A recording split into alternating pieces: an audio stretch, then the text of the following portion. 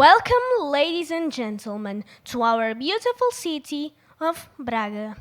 My name is Alexandre, I'm 10 years old, and I'm very talented at school. And as you've heard, I really enjoy playing the saxophone. Like me, I'd like to introduce my friend Simão, 13 years old, who will be performing Robert Schumann's Intermezzo on the piano. We only realized today that the piano wasn't in the best conditions, but even so, our Simão decided to play for all of us.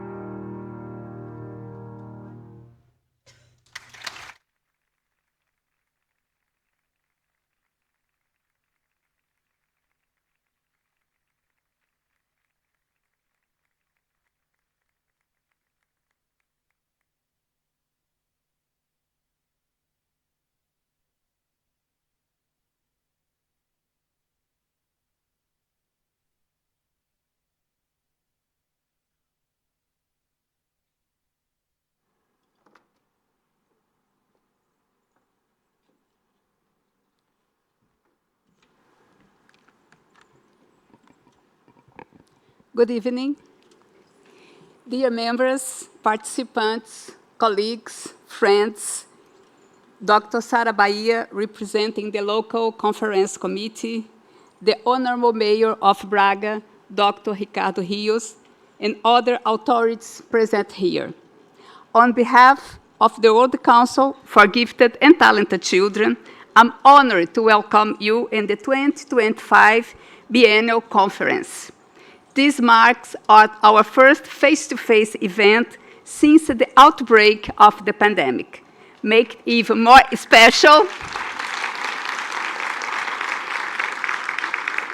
to have you all gather here in the beautiful city of Braga. Thank you so much for joining us. It's a pleasure to have you all here. This year, we are proud to host around 450 participants from 54 countries. You are thrilled that so many of you accepted the invitation to be here, sharing your practices, research, and reflections. Over the next 5 days, starting today, we will experience countless opportunities for active learning, networking, creative thinking, and exchange of knowledge and experiences. It has been almost 50 years since the World Council for Gifted and Talented Children was founded, with the purpose of focusing global attention on gifted and talented children in their valuable potential to contribute to the benefit of humankind. The year was 1976. Dr. Dorothy Sisk from the United States played a leading role in the creation of this international organization dedicated to advocating for gifted children. The first executive committee included Dan Beaton from Israel as president, Henry Collis from the United Kingdom as vice president, Alex Dupont DB from the United States as executive vice president, Dorothy Sisk and Elizabeth Newman, also from the United States, as joint secretaries, and Robert Swain from the United States as treasurer. We are deeply grateful to this pioneer for inspiring us and paving the way forward. At this conference, we began the celebration of the World Council for Gifted and Talented Children's 50th anniversary. Join us for the Port of Honor session on Friday, August the 1st, as we commemorate this milestone.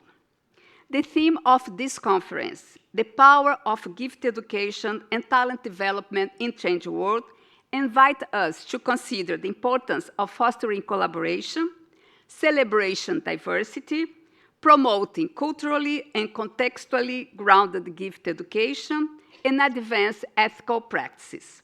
It also asks us to reflect on how we can empower community of gifted learners, many of whom remain marginalized or overlooked in various parts of the world. How can we shift the balance of power and gifted education towards systems that are more equitable, inclusive, and socially and culturally just? All gifted children, whether from the southern or northern hemisphere, from the west or east, deserve the opportunity to develop their talents. They should all be welcome, supported, and celebrated. This conference will provide spaces for dialogues, co-creations, connections, and self-reflections. Yes, we can. Gifted education can change the world. This conference would not have been possible without the tireless effort of many dedicated individuals. Many thanks to the academic committee for generously reviewing numerous proposals. Gratitude to the executive committee, Eleanor Van Gerven, Margaret Sutherland, Brown and Mark Fallon, Tracy Riley, Moitza Juricevich, and Anis Auru, our president-elect, for their invaluable partnership and support. To our exceptional executive administration, Tyler Clark, thank you for dedication and outstanding work.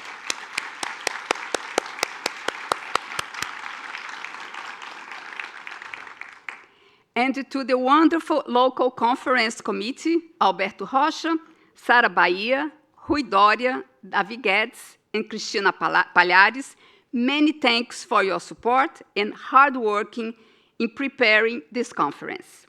My appreciation for the sponsors and supporters of the 2025 Conference of the World Council for Gifted and Talented Children, WKU, the Center for Gifted Studies, Future Problem Solving, Gift Education Research and Research Institute, Jody Mahoney Center for Gift Education at the University of Arkansas at Little Rock, the European Council for High Ability, ANES, the Portuguese Association for the Study Intervention of Giftedness, and the Municipality of Braga. I wish you all a productive, inspiring, and enjoyable conference. Welcome to the 2025 Biennial Conference of the World Council for Gifted and Talented Children. I hereby declare the 26th Biennial World Conference officially open.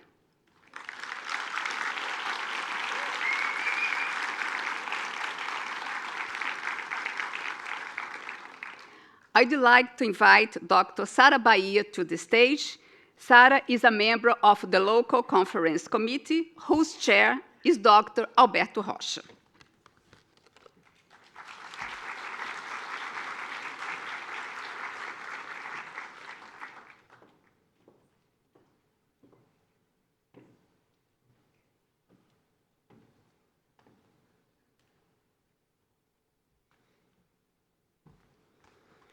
Your Excellency, Mayor of Braga, Dr. Ricardo Rio, Your Excellency, Councillor for Education and Innovation and Social Cohesion, Dr. Carla Sepúlveda, Your Excellency, President of the World Council for Gifted and Talented Children, Professor Denise Flythe, dear members of the Executive Committee of the World Council, dear principals of public and private and professional schools, dear presidents of Braga's teacher training centres, dear presidents of the cultural institutions present here, dear speakers, dear World Conference attendees, ladies and gentlemen.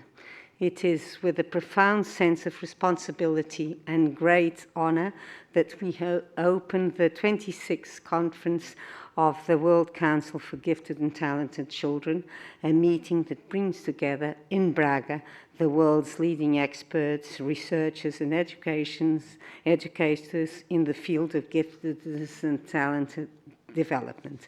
The city of Braga, where the past intertwines with innovation, provides the ideal setting for this global reflection. With over 2 millennia of history, Braga has reinvented itself as a city of knowledge, youth, and science, without ever denying its cultural and spiritual roots.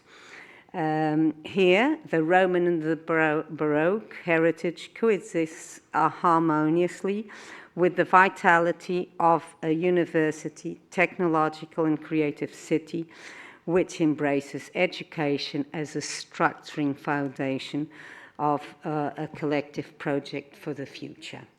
Allow us to express our special gratitude to the Braga City Council, not only for its logistical and institutional support, but above all for the strategic vision it has demonstrated in embracing education, particularly talent education, as a central axis for the local and social development. Holding this World Conference in Braga is therefore the expression of a city that understands that investing in the intelligence, sensitivity and creativity of children and young people is an indispensable condition for building a more just, more cohesive and more enlightened future, a future where talent is recognized, valued and placed at the service of a common good. We live in a time marked by increasing complexity, in which digital, ecological, demographic and social transitions pose demanding pedagogical challenges.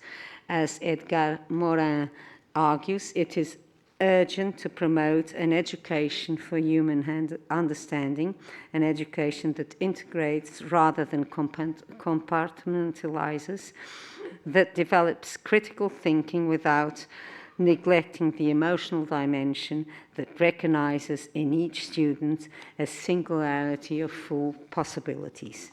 In this context, it is essential to overcome uniformizing models that implement educational policies that identify, support, and value students with high intellectual abilities, not as a separate elite, but as a legitimate expression of human diversity. As Ortega and Gasset wrote, man has no nature, he has history. Educating for talent is therefore educating for possibility, for unprecedented, for what can be recognized, recognizing that each individual, a project in constant construction, oriented towards the future and self-improvement. The pedagogy of talents, which articulates science, ethics, and social justice, is not limited to identifying high cognitive abilities. It requires a holistic perspective capable of recognizing multiple expressions of potential, be they intellectual, creative, artistic, or social. As António Sampaio da Nova has argued, what's truly at stake is building a school capable of teaching more to those who can go further without leaving anyone behind. This global conference is actively supported by ANAIS, the International Association for the Gifted and Talent, for the Study and Intervention on Giftedness, an institutional partner of this meeting and a leading national and international organization in the development of policies, practices and research in the field of giftedness. Founded in December 1998, ANAIS has, for nearly 3 decades, played a pivotal role in connecting scientific knowledge, specialized training and intervention, promoting a comprehensive and humanistic vision of giftedness and talented. Of particular note is the association's pioneering work in designing and implementing educational enrichment programs based to enhance the comprehensive development of students with exceptional abilities, both inside and outside the school context.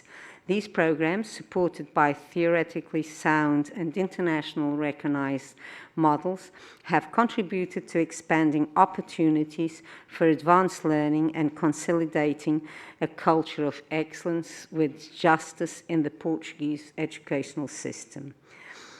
The conference that today begins represents a milestone in the affirmation of an educational culture committed to excellence and equity. Braga is not only hosting this meeting, it is a co-author of its meaning. The city welcomes you with the richness of a long history and with the enthusiasm of those who believe that intelligence, when combined with an ethical commitment, is crucial for truly shared progress. To all delegates gathered here from 5 continents, we wish you an intellectually stimulating, humanly enriching, and institutionally fruitful stay. May this meeting inspire us to build bridges of cooperation, broaden the horizons of knowledge, and deepen ethical and scientific commitments towards a more just, inclusive, and demanding education. Welcome to Braga. Welcome to the 2025 World Conference. Thank you very much. And the local committee, Alberto Rocha, the president of ANAIS, Cristina Palhares, David Guedes, Rui Doria, and myself. Okay?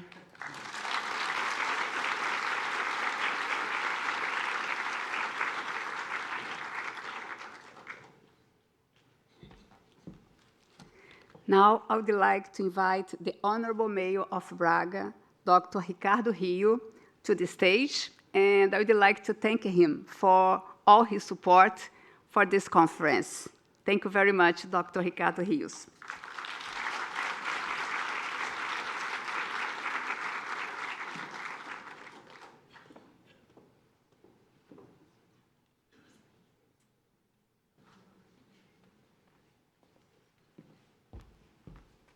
Good afternoon, everyone. Welcome to the city of Braga. It's a huge pleasure to host you here.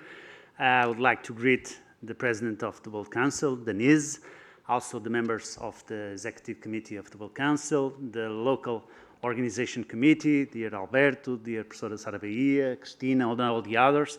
Allow me also to greet the President of the Municipal Council of Braga, the Municipal Assembly, Professor Hortense Santos, which is also director of one of our major schools here in the city, and it's also with some of her colleagues attending this event. And to all the participants, to the speakers, to the ones that have joined in this very important conference that Braga is very proud to host. Professor Sara Bahia already mentioned a little bit of our history and of the things that mark and that are visiting cards of the city of Braga. Braga is a city with over 2,000 years of history. We were the capital of the Roman Empire in this northwestern part of the Iberian Peninsula that gathers the north of Portugal and the Spanish region of Galicia.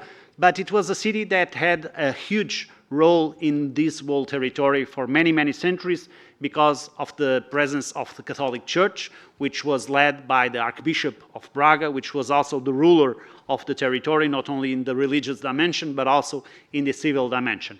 It's a city that suffered a huge transformation in the last decades, which started with the settling in Braga of one of the newest universities in the country, in Portugal, after the Portuguese Revolution in 1974. The University of Minho has just reached its 51st anniversary, and it was obviously the source of youth and the source of change that Braga needed to become one of the most young and impactful cities, not only in Portugal, but also in international level. Braga is currently the city that is growing more in population in the country.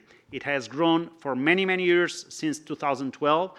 It attracted people from all over the world. We currently have over 130 nationalities living here in the city, a huge community of Brazilians, but also from other countries in South America, in the Northern America, in Europe, in Asia, and also in the Portuguese-speaking countries from Africa.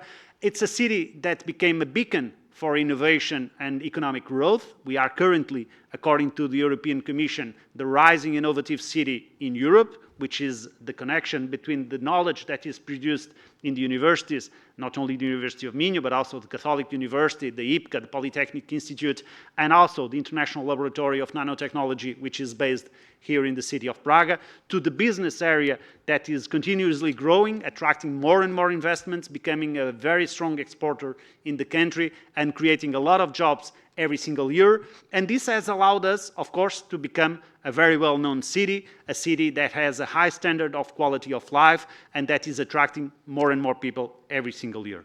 And to do so, we obviously have to provide quality of life to our citizens, to all our citizens. That is why we have been investing a lot in the social policies, in the education, in the connection and the governance model that we settle here in the city, gathering all these stakeholders. And this is obviously to provide the best conditions possible to all the ones that live here in our city. And according to this event, it's obviously very important for us to host this very significant conference here in the city of Braga for many, many reasons. The first one is that still today, despite the fact that ANEIS, for instance, is an institution that has a long tradition of work in Braga and in other places in our country, this is a topic that still needs to be more addressed, that still needs to raise more awareness from the public authorities, from the whole community, from the educational communities, so that we can identify these youngsters, so that we can accompany them and we can provide them the best possible work together in order to benefit from that talent. And this is also, I think, the main reason why we are so glad to host this conference here in the city of Braga, despite the fact that it's always a pleasure for us to host so many nationalities, so many representatives from all over the world, like these nearly 500 members of this conference obviously show. And what I hope is that throughout these days, for one side, you have the opportunity to enjoy all the major attractions that the city has. We have the World Heritage, the Bom Jesus, that is represented there in that image. We have many, many history and monuments to enjoy, but we are a very vibrant city, a very energetic city that currently is the Portuguese capital of culture. And so, for one side, I hope that you can also benefit from all that Braga has to offer to the ones that visit us. But from the other side, I hope that in the first place, you can obviously have a very useful conference, that you can share very important ideas, and that you can obviously share good practices and great examples that we can learn from and that we can implement also in our country and here specifically in the city of Braga. Soon, I was discussing it with the president of ANEIS, Alberto Rocha, we will establish a new partnership with ANEIS to bring a stronger connection to our schools in order to provide you better conditions to the work that you are already doing for many, many years in our city. But I hope that this conference is obviously a boost to all this collaboration and to the results that can benefit youngsters like Simão and Alexandre and obviously our whole society. Thank you very much and enjoy the city of Prague.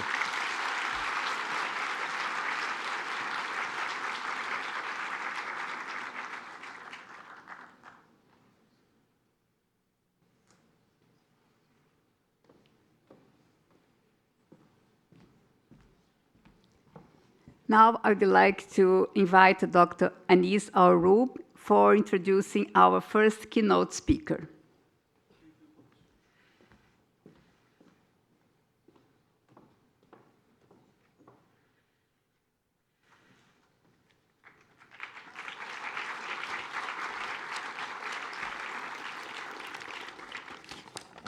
Okay, thank you very much, and good evening to the World Council for Gifted and Talented Community, and to all the attendees, researchers, professors, students, and parents. My name is Anis Al-Roub. I'm a current member of the Executive Committee, and it gives me the pleasure to introduce the first keynote speaker of this Braga Conference 2025. Dr. Jung is a professor in the School of Education and director of the Gifted Education Research, Resource and Information Center at the University of New South Wales, Australia. His research focuses on gifted adolescents, particularly their educational and career-related decision-making. He has over 100 publications in top international outlets such as Gifted Child Quarterly and Exceptional Children. His work has earned major awards, including the 2023 American Education Research Association Pathbreaker Award and the U.S. Mensa Education and Research Foundation's Awards for the Excellence in Research in 2015, 2022, and 2023.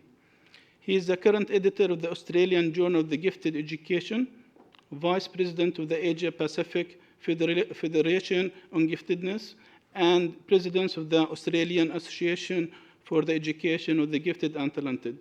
The title of Dr.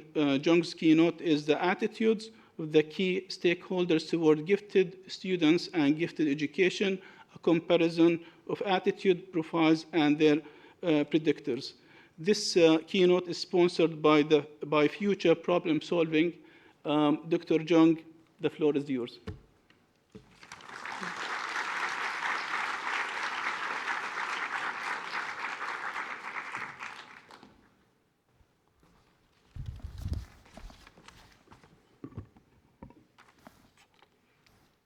Thank you, Al and Anis. First of all, I'd like to thank the World Council for inviting me to make a keynote presentation here today. I'm very honored to be asked, and I'm also delighted to be making a presentation of my research in gifted education. When I was asked early last year, I was doing a series of studies on stakeholder attitudes toward gifted students and gifted education, and naturally, I thought that I would make my presentation here today on those studies. So thankfully, all of those studies have now been completed and have now all been published. Before I go on to my presentation, I'd like to give a special note of thanks to the local organising committee of this conference. I was involved in the organisation of the 2017 conference back in Sydney, and I know everything that you've gone through, all the time that you've spent in meetings, all the things that you've done trying to get things organised, all the venues, getting people to come to speak, all the things that don't go to plan. I know it all happens, and because you did all this work, we are here today to enjoy this wonderful conference. So thank you to the local organising committee.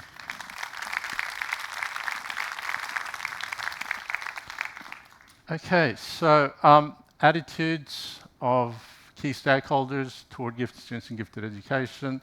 Attitudes may generally be defined as the evaluation of objects, people, or issues on the basis of things like whether they are positive, negative, good, bad, or harmful or beneficial. And in the field of gifted education, the traditional approach to studying attitudes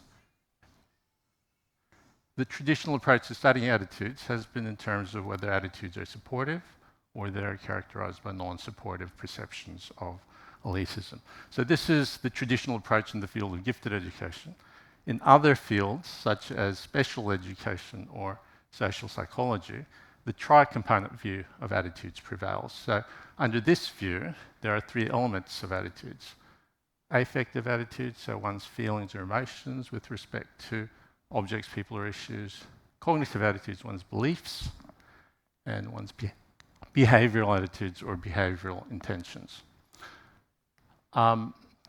Attitudes are important to study for a number of reasons. Number one, they predict human behaviours, although the precise nature of the relationship between attitudes and behaviours is somewhat complex. And in the field of gifted education, attitudes are important to study because they predict the expectations that are held of gifted students, the teacher instruction, the instruction that's provided to gifted students, the social relationships of gifted students, and all of this contributes to the beliefs and the motivations and the achievements of the gifted students themselves.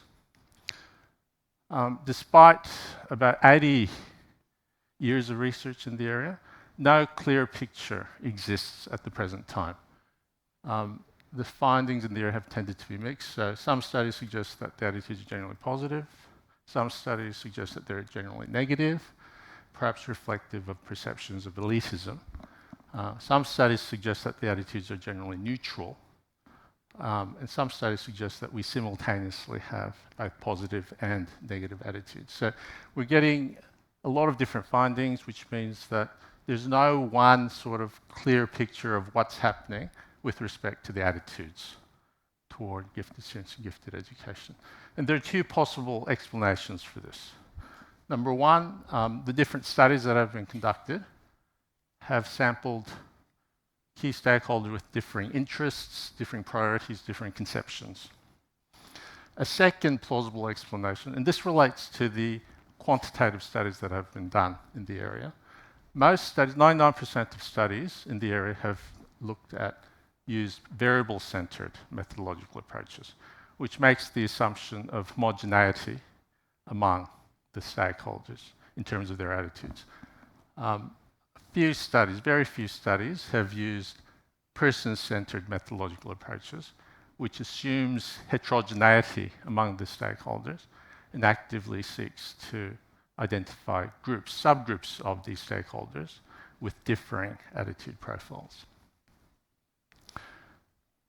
This presentation will outline the findings of three studies that I've done on the attitudes of teachers, parents, and students, and these are the three studies in question. Two of them were published last year, and the third one was published earlier this year. All these studies were conducted with my colleague at the University of New South Wales, Professor Ji-Hyun Lee. And all these, the second study refers to the attitudes of both parents of gifted students and non-gifted students. And the third study refers to the attitudes of the general student body, so gifted students and non-gifted students. Okay, so if I give you a brief overview of the research in the area.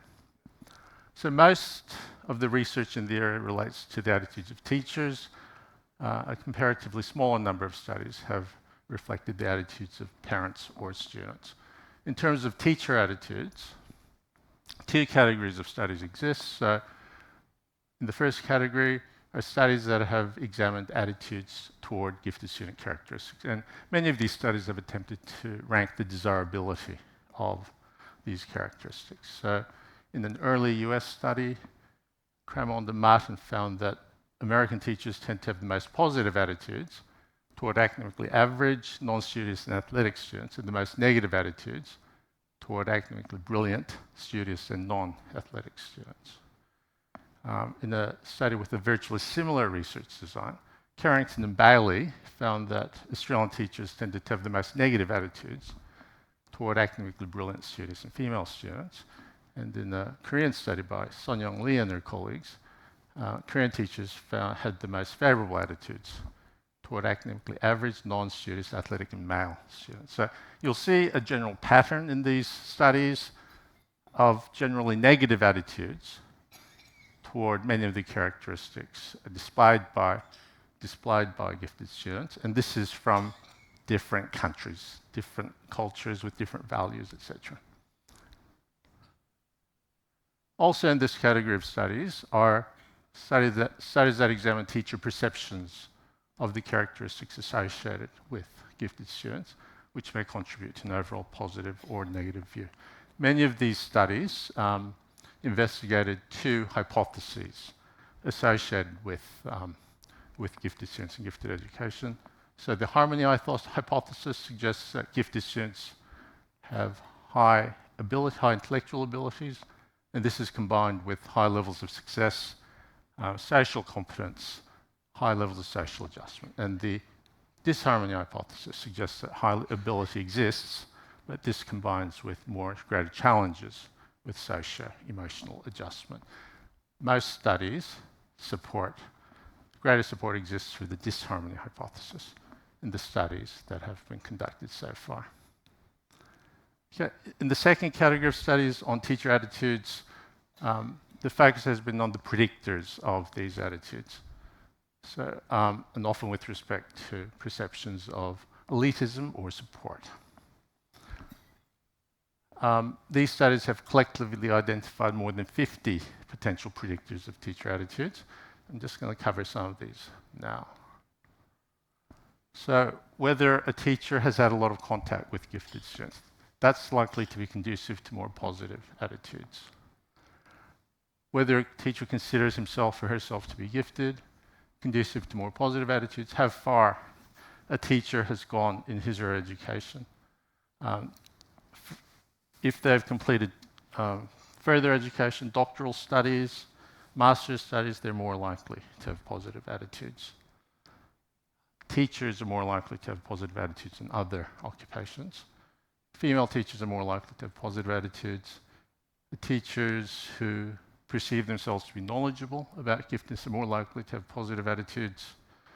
If the teacher's working at a school that has a focus on gifted education, they're more likely to have positive attitudes. If teachers have received professional training in gifted education, they're more likely to have positive attitudes. And if they hold a leadership position, they're more likely to have positive attitudes.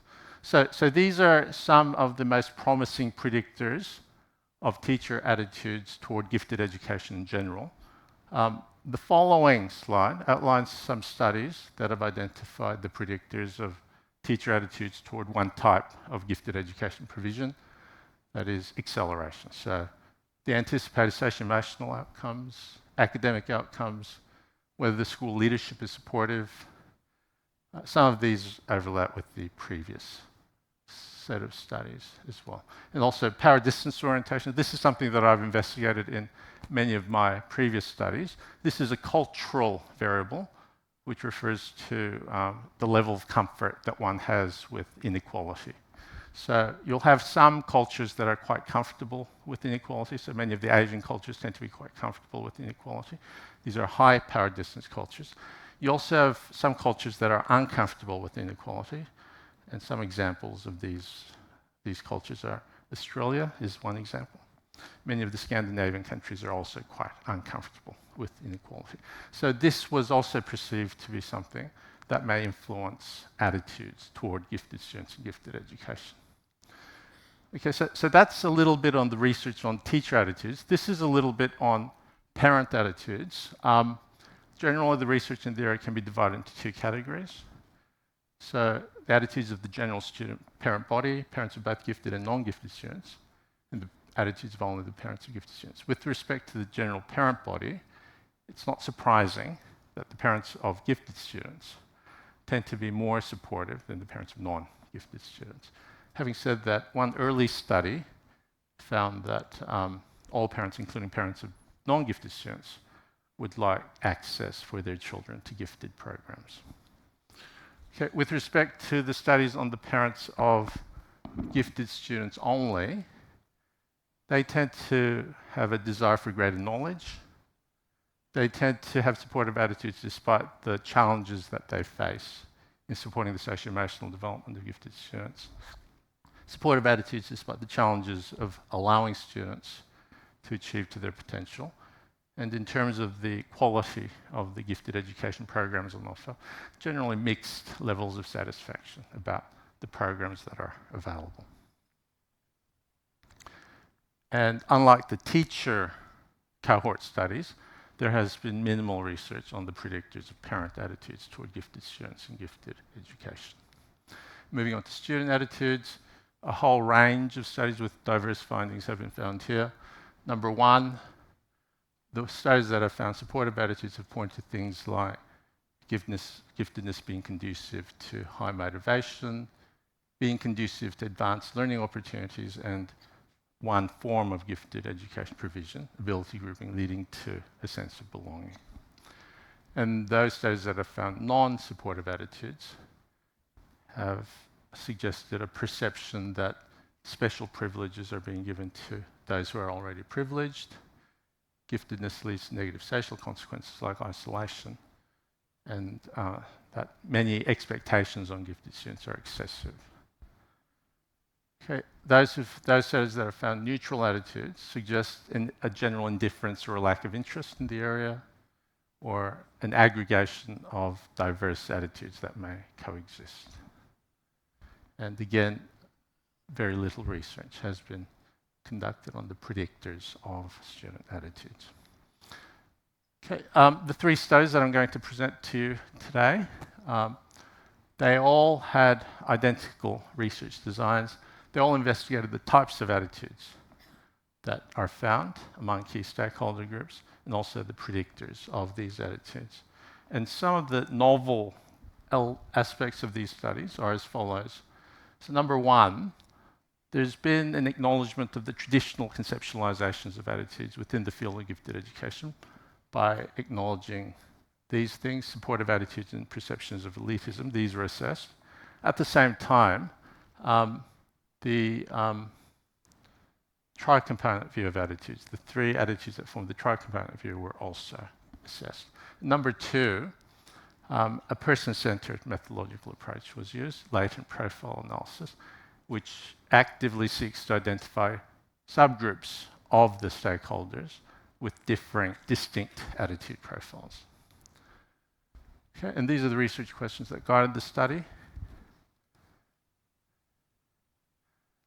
And to collect data on the research questions, a survey instrument was used. 3 different survey instruments adapted for each specific cohort was used. And these are the sources of the survey instruments. Okay, so as I noted, the first 2 types of attitudes were assessed. The red bullet points refer to an example of an item that was used to assess each of these attitude types. The last 3 attitude types, they're from the tri-component view of attitudes from the field of special education. Okay, and some of the predictors that were assessed, many socio-demographic variables, and many of these variables which were found to be promising in the research so far. All of these were assessed.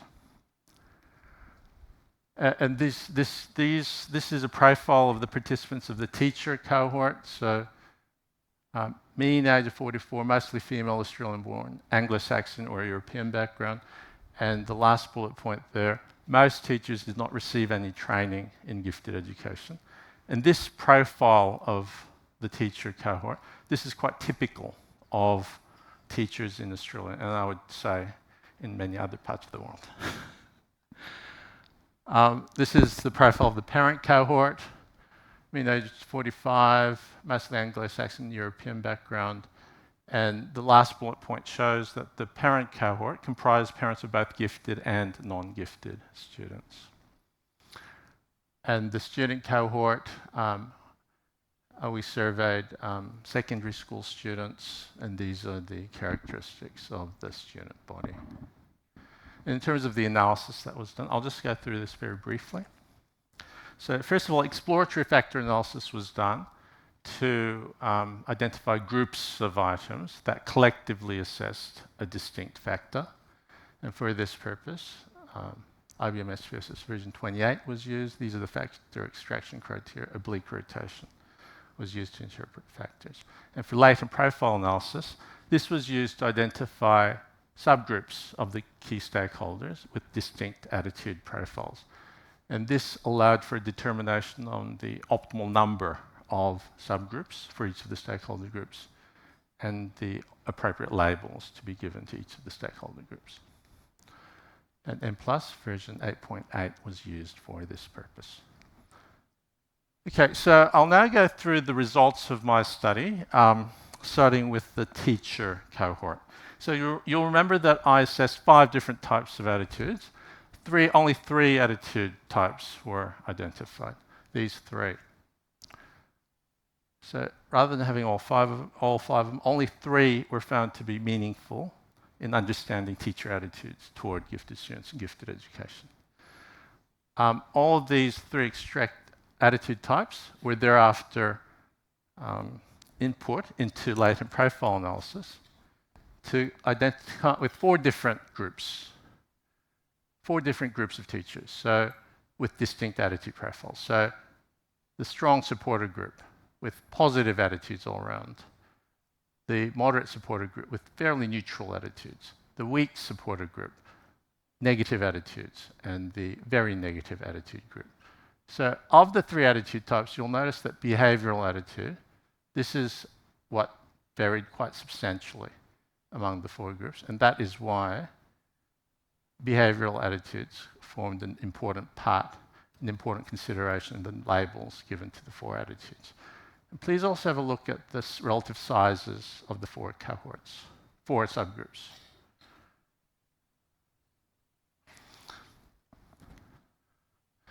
Okay, and then chi-square tests of independence and one-way between subject ANOVA tests were done to identify statistically significant predictors of these attitudes. So these are the things that determine which of the 4 groups the participants fell into, but they're not equally important. Multinomial logistic regression analysis was done to rank these predictor variables. And this is the ranking that resulted. So the most important predictors are school administrative support. So whether the school leadership is supportive or not. This is an important, pivotal factor that determines which of the 4 groups teachers lie in. Knowledge of giftedness, whether the teachers perceive themselves to be knowledgeable about giftedness or not. The second tier predictor variables are also important, but less so than the first tier predictor variables. So whether a teacher considers themselves to be gifted or not, how far a teacher has gone in his or her education, whether the teacher is comfortable with inequality, and the gender of the teacher. Okay, so some of the novel contributions of this study to the field of gifted education. So we now have a more sophisticated and nuanced understanding of the attitudes of teachers toward gifted students and gifted education and the predictors of these attitudes. So we found 3 different types of attitudes. You'll notice that the first 2 are from the tri-component view of attitudes, and only the third one aligns with the traditional conceptualizations of teacher attitudes toward gifted students and gifted education. So the lesson from this is that the traditional approach to understanding attitudes may not be particularly relevant or useful. We may need to be expanding our horizons. We need to be getting ideas from other fields to allow for a more relevant and more salient understanding of teacher attitudes toward gifted students and gifted education. Second finding is the existence of 4 different attitude types. So this is only possible because a person-centered methodological approach was used, which contrasts with most, 99% of past approaches to the study of attitudes. And also new insights into the relative sizes of these cohorts, of these subgroups. So you'll notice that half of the participants have fairly neutral attitudes. So instead of the common perception that teachers are either positive or negative, this study suggests that most teachers actually have fairly neutral attitudes. Also, this finding is quite interesting as well. The non-supporters can be divided into 2 types. So we've got the moderate non-supporters, and we've got the strong non-supporters. And incidentally, that group is pretty small. So we also have new insights into the relative importance of what predicts these attitudes. So these are the most important. These are the second most important. These 2 factors in previous studies, have not always been identified. So school administrative support, school leadership support, this is something that has mostly been investigated with respect to attitudes toward acceleration. And this study suggests that it's also relevant in studying attitudes toward gifted education generally. And perceived knowledge of giftedness has also been identified in past studies, but it's never been suggested as one of the key predictors of teacher attitudes.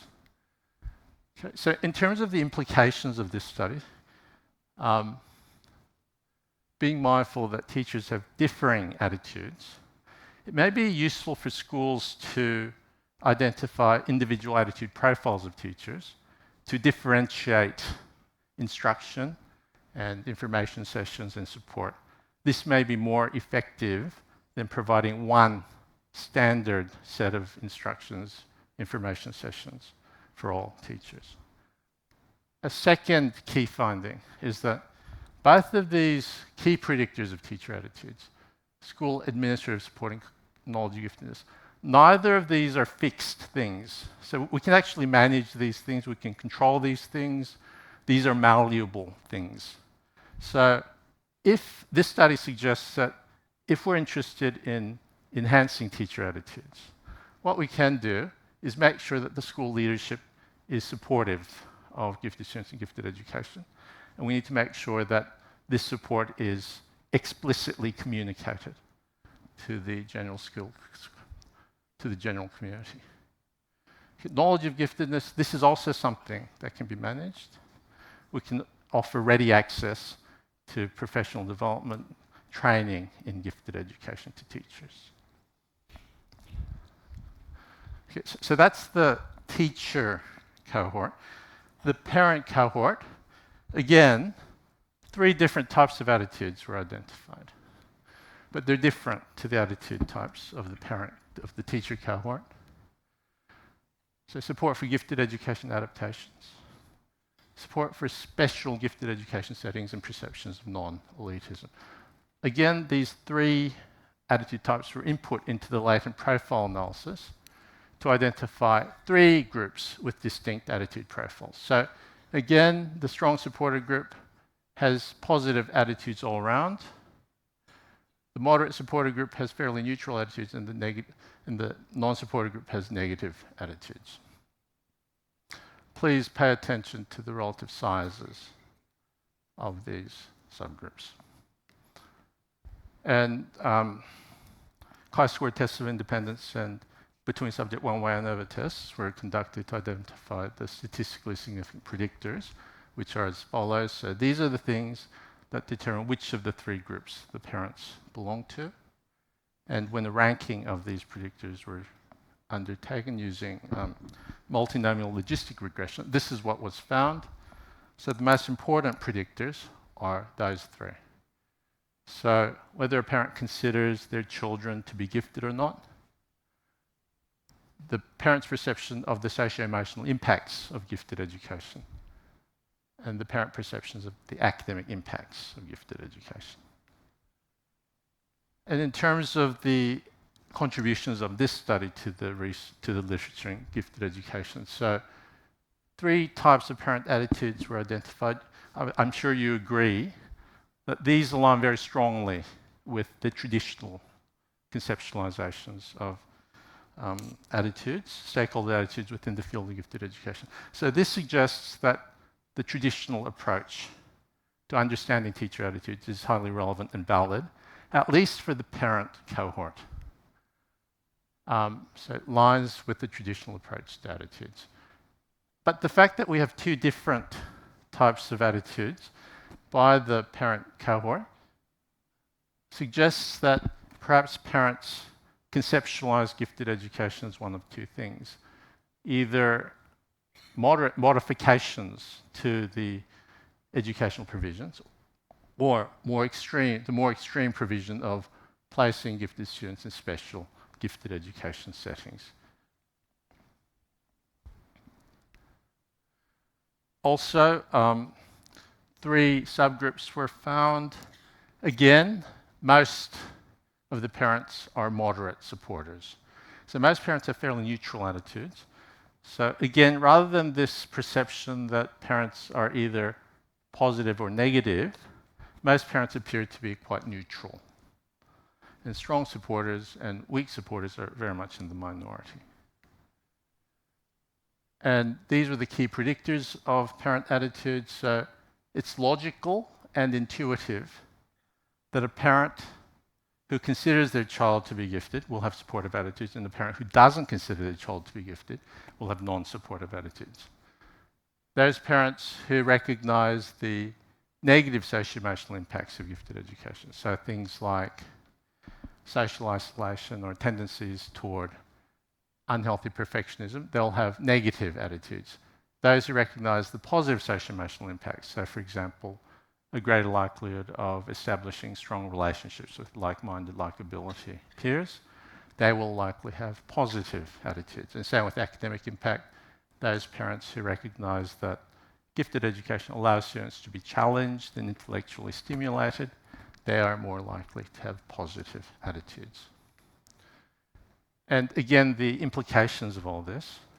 So rather than giving all parents the same information sessions or training, etc., perhaps it might be useful to identify the individual parent attitude profiles and to differentiate our instruction, our information sessions. That might be more effective than giving the same thing to all parents.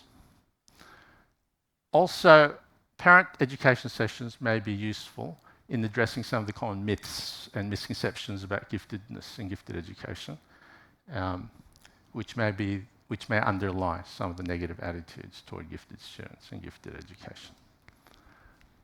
And in terms of strategies to promote more positive parent attitudes, and thinking back to the key predictors of parent attitudes, so it might be useful for schools to communicate and highlight the positive socio-emotional and academic impacts of gifted education. And the parent information sessions may be useful because they may allow parents who previously did not consider their children to be gifted to become aware that they may indeed be, and this may lead to more positive parent attitudes. Okay, and finally, the student cohort. 2 attitude factors were identified this time. Support for gifted student adaptations and perceptions of non-elitism. Both were input into latent profile analysis to identify 3 subgroups of teachers with distinct attitude profiles, one strong supporter group, neutral group, and a negative non-supporter group. Please note the relative percentages of these attitudes. Please also note this interesting pattern of findings here. So both the strong supporters and the non-supporters, they perceive gifted education in elitist terms. So this is in contrast to the other two cohorts. Okay, and the statistically significant predictors are as follows. Of these, the most important are these two. Okay, so in terms of the contributions of this study to the research literature, so again, strong alignment with traditional conceptions of attitudes toward gifted students and gifted education. And so this also applies to the student cohort. It's meaningful and relevant to use traditional approaches to understanding student attitudes. The perspectives outside of the field, for example, in special education and social psychology, they're not very relevant or meaningful or useful in understanding student attitudes toward gifted students and gifted education. Okay, so again, 3 distinct attitude profiles. Again, most participants are in the neutral category, but look at this. It's not 51%, it's actually 82%. So a very substantial number of the student body have fairly neutral attitudes toward gifted students and gifted education. And some explanations for this. So a general lack of knowledge might be one factor, and this lack of knowledge may be much greater than for the teacher or the parent group, the adult groups. General lack of exposure to gifted students, gifted education. This may be explained by their young age and limited life experiences. This may all contribute to a general indifference or an ambivalence toward gifted students and gifted education. Okay, now, if they didn't have neutral attitudes, they were more likely to have supportive attitudes than non-supportive attitudes. And this is perhaps not unexpected with the young group, a young, impressionable group. And this interesting finding, both the supporters and the non-supporters, they perceive gifted education in elitist terms. This contrasts with the parent and teacher cohort. It also suggests that the student body may not consider elitism in a negative way. And this, in fact, aligns with many studies conducted in high-power distance cultures.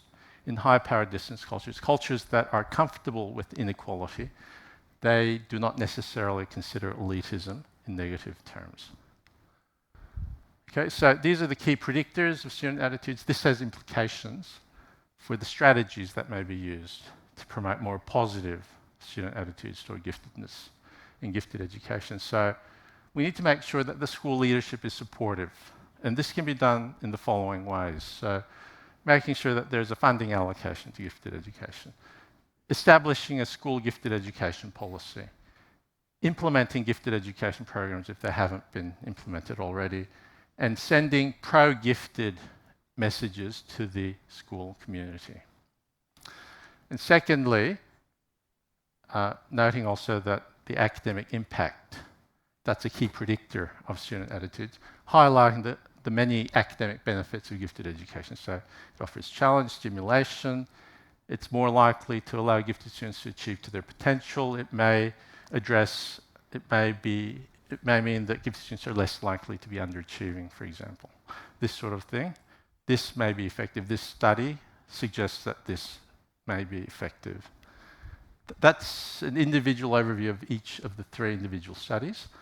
So what are the overall sort of conclusions from these 3 studies?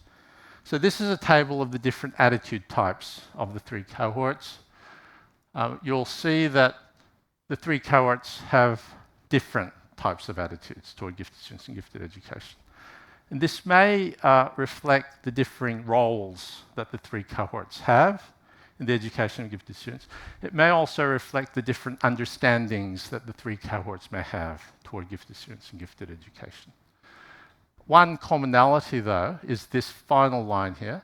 All three groups look at giftedness and gifted education in terms of whether it's elitist or not. Also, the gifted education is more likely to arouse emotions and feelings for the teacher cohort. Also, the teacher cohort is more likely to look at gifted education in terms of the actions that they need to take.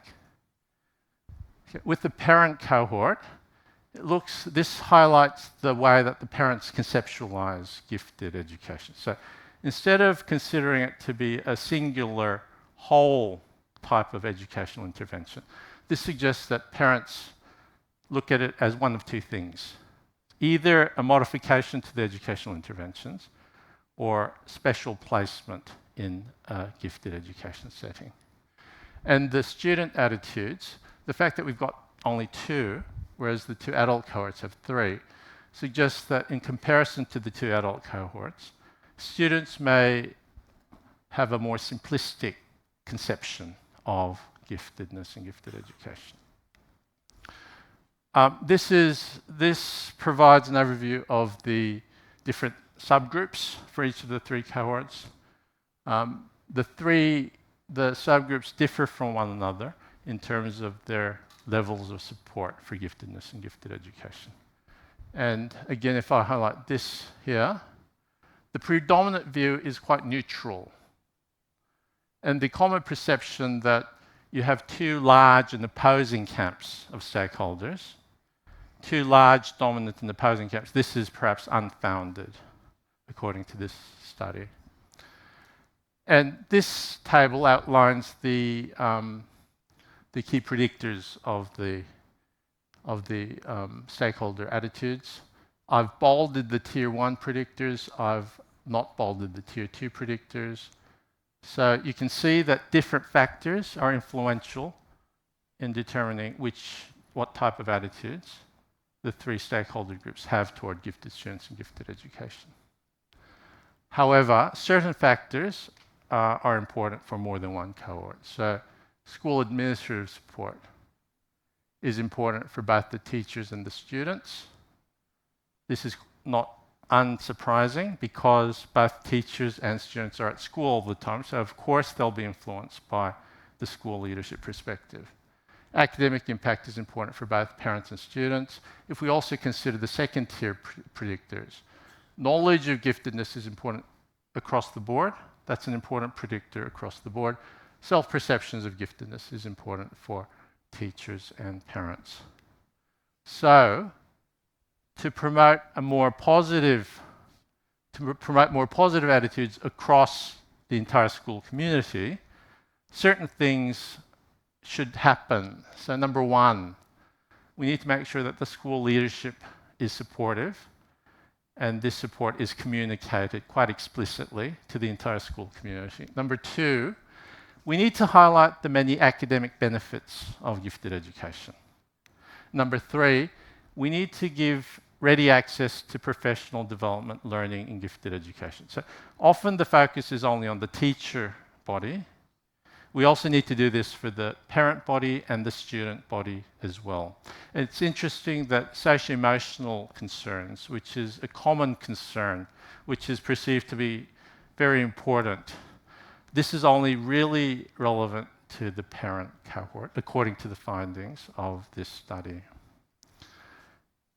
Okay, so at the beginning of the presentation, I suggested that attitudes are important to study because of their influence on human thoughts, behaviors, and actions, and within gifted education, because of their role in influencing the expectations on gifted students, the social relationships to gifted students, the instruction that's provided to gifted students, etc.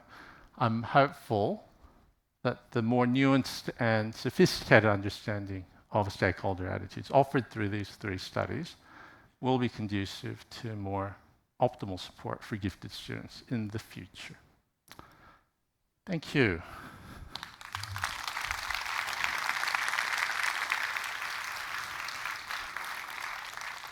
Any questions?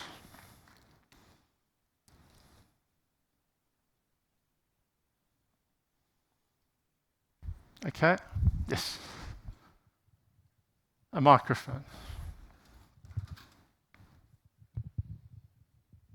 Thank you very much. My name is Banin, Bahrain's delegate. I saw the research and it was very great effort. I have a question. You said when you the results show about the support, neutral and non-supportive behaviors of teachers and parents, we see exactly the same numbers keep Yes. repeating. 22, 51, 27, 22, 51, 27. As it could be, there is a relationship between how teachers communicate and convince the way they think to their parents. I don't know if you saw such correlation between teacher attitudes and parents' attitudes. As a teacher myself, I know how strong we can be in convincing others that they have how they should behave. Yes, that's a possibility. I didn't specifically investigate that in this set of studies. I do believe that it's a bit of a coincidence I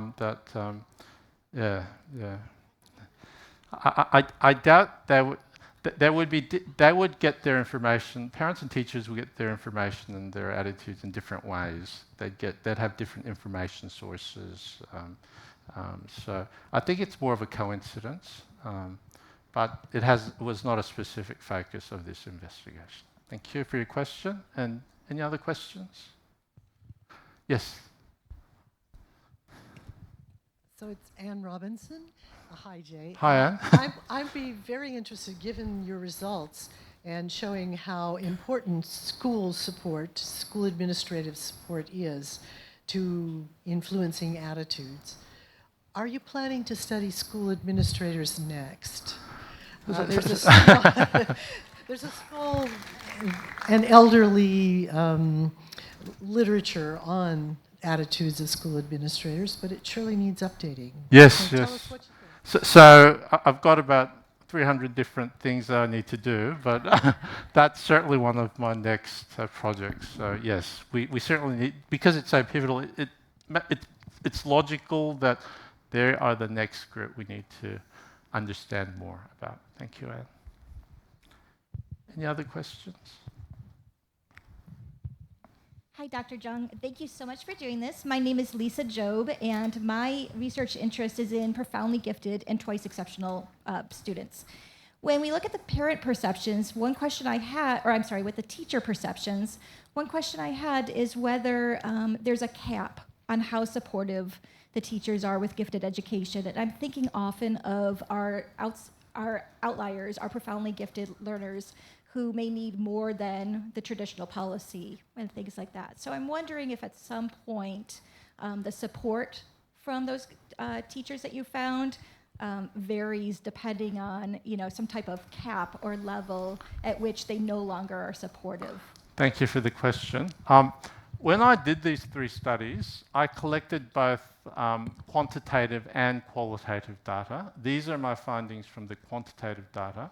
I expect to find something related to that, to answer your question, in the qualitative data, which I've recently completed analysing, so I'm hoping to get them published. So I don't know the answer now, but please have a look out for some of my qualitative studies. Thank you. Yes?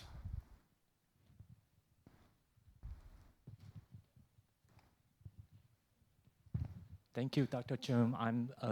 I'm Jinyi Wang from Taiwan.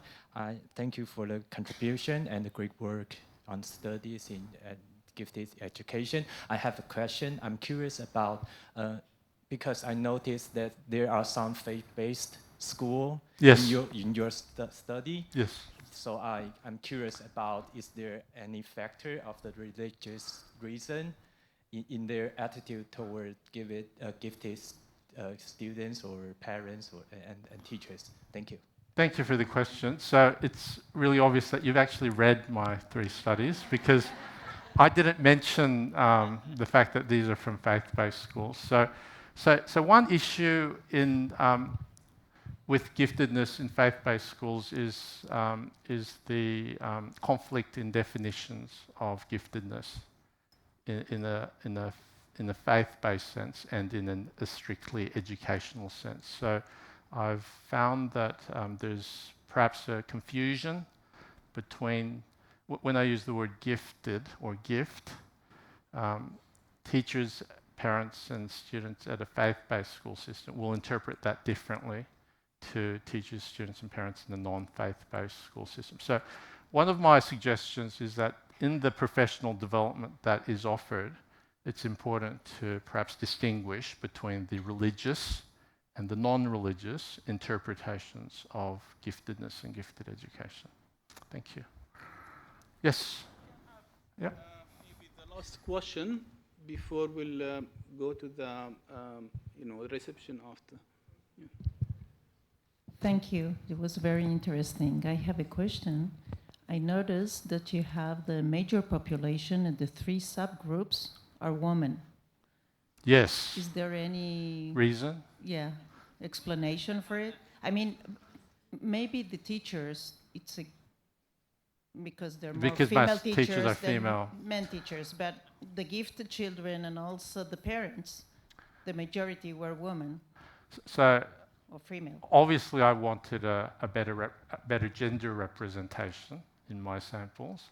That's my desire, but I take what I get. Okay, so female, they were more cooperative. They're more interested in participating in studies like this. Yeah. Okay. Thank you. Okay, thank you very much. And on behalf of the Executive Committee of the World Council for the Gifted and Talented, I would like to thank Dr. Jung for his keynote presentation. And this plaque, just token to remember you and to remember us actually in this conference. Thank you. Thank you. Thank you very much. So I think it's the time to go to the, reception. Okay, so it's, sorry.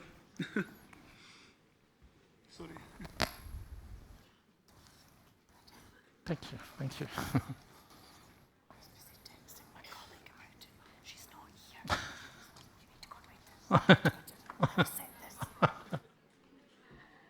So, thank you again for being here, and I'd like to invite you all to go to the cloister for a welcome reception, and will be a great opportunity to chat, to know each other, to reflect. Anyway, I just want to thank you for being here with us in this beautiful city of Braga. Thank you very much.